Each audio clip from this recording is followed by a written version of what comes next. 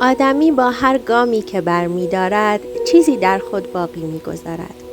گاه زخمی که صبر می خواهد و گاه درکی که جهانش را تغییر می دهد.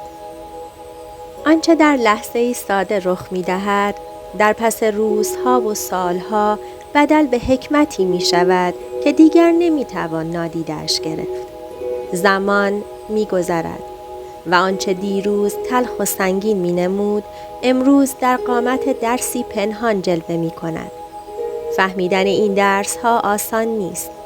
باید رنج ها را تاب آورد. باید در تردیدها ایستاد و با چشمانی باز به جهان نگریست.